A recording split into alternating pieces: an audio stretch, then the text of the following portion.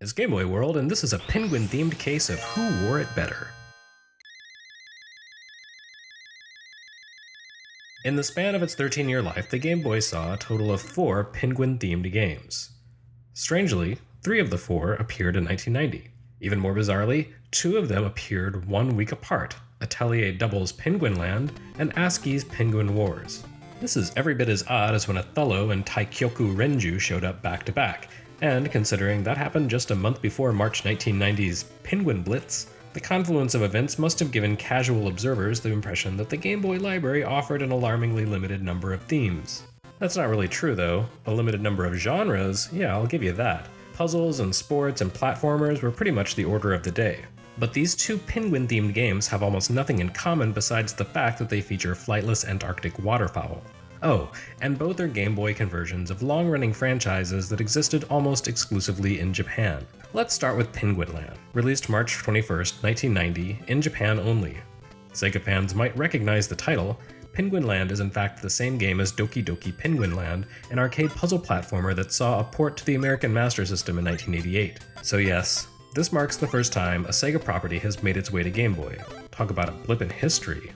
The idea of Sega games on Nintendo hardware wasn't totally unheard of in the 80s. A fair few of their arcade hits like Fantasy Zone and Alien Syndrome made their way to NES and Famicom, mostly courtesy of either Sunsoft under license or Tengen under a billowing Jolly Roger.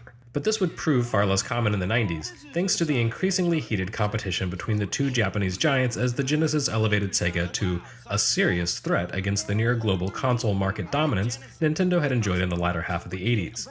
Sega would debut its own portable system, the Game Gear, before the end of 1990, leaving little room for its creations to appear on the competition's handheld. So, it's worth noting that this wasn't Penguin Land's first outing on non-Sega hardware. It had also appeared on the MSX, which was more of a PC than a console and so only sort of counts. The Game Boy port was, however, the only version ever to be developed and published by someone besides Sega. Even the MSX version had originated at Sega, or one of its invisible and uncredited sub-developers. But the Game Boy version came into being courtesy of Atelier Double and Pony Canyon. Of course, we've already encountered this particular developer-publisher tag team. They were responsible for converting Thinking Rabbit's Sokoban to Game Boy, which came to the US as Boxel. Converting PC mainstays to Nintendo consoles was kind of Atelier Double's primary shtick up until the point where they shifted over to making anime licensed games of wildly varying quality at around 1993 or so. So the MSX port of Doki Doki Penguin Land was probably the inflection point for their involvement with this release. Pony Canyon published both the MSX and Game Boy versions, and presumably they roped Atelier Double into doing the heavy lifting for this one. In any case, Master System veterans who played that rendition of Penguin Land will recognize this conversion as well, although mainly in the broad strokes. The Master System version played out as something of a sequel to the arcade game, which makes sense. Sega had already adapted Penguin Land to console for SG-1000, so of course they'd want to do something new on their next-gen hardware, as it were. Where the Master System version featured 50 levels and ambitious elements like moving platforms, the Game Boy edition offered only half that many stages and dialed back its hazards and mechanics to resemble a tweaked take on the arcade sandbox. Then again, it's pretty safe to assume that with this release being exclusive to Japan, where Sega's 8-bit consoles were essentially non-entities, hardly anyone who played the Game Boy version would have had a basis for comparison. In any case, the core of the experience remains the same across all renditions of Penguin Land, regardless of the platform. You control a penguin on a mission to roll his egg safely home. Wandering polar bears plot to devour the egg, while marauding eagles cheerfully attempt to smash it by dropping bricks on it. If you leave your unhatched baby sitting unattended for too long, you advance steadily downward as you play, dropping the egg from level to level, but a fall from too high will shatter it. And of course, there's a time limit. In practice, Penguin Land works a lot like Lode Runner. Your avian hero can dig holes in most floors, but only one space ahead of where he currently stands. In other words, you have to factor in the narrowing space in which you can dig as you descend through a multi-level arrangement of bricks. You also need to be mindful of how far the egg is about to drop, the location of enemies, and how to manage your path and the eggs given that you can't move through all the same floor elements that the egg can. The difficulty ramps up pretty quickly, and the level layouts can be downright devious. And by comparison, we have Penguin Wars, a portable adaptation of another arcade title, Penguin-KUN Wars. It has much more to do with quick reflexes than with puzzle solving. It's a sports game, basically, crossed between Dodgeball and Animal Farm. The premise is simple. Players control one of about half a dozen barnyard animals who are each given about half a dozen medicine balls as they face off against an opponent. Your goal is simply to have the fewest number of balls on your side of the table when the round ends, or else completely inundate your opponent with balls. A match ends either when time ends, or if one player manages to get every ball onto their opponent's side before the other player has a chance to return fire. The trick to the latter fault-style victory comes from the fact that balls have the ability to stun a player whenever they score a hit. So, by timing it right, you can basically stun lock your opponent, inundate them with medicine balls, and score an easy victory. Of course, that all depends on your opponent. Some characters are more easily stunned than others, so you need to swap your strategies accordingly. The different animal characters aren't just for novelty or aesthetics, each one has its own strengths and weaknesses. The penguin is your Mario-style all-rounder, of course, given that his name appears in the title. Meanwhile, the cow makes for a big and easy target. However, she makes up for her vulnerability by having incredible arm strength, or forelimb strength I guess, and the shortest recovering time from a hit. The rat, on the other hand, is incredibly difficult to hit due to its tiny size, but if you do score a strike, the poor little guy is down for a seeming eternity, and on top of that, the rat's pitiful arm strength means that when it tosses a ball, it crawls across the table with agonizing slowness. Learning the quirks of each character is an essential part of success in Penguin Wars, especially if you're playing the computer.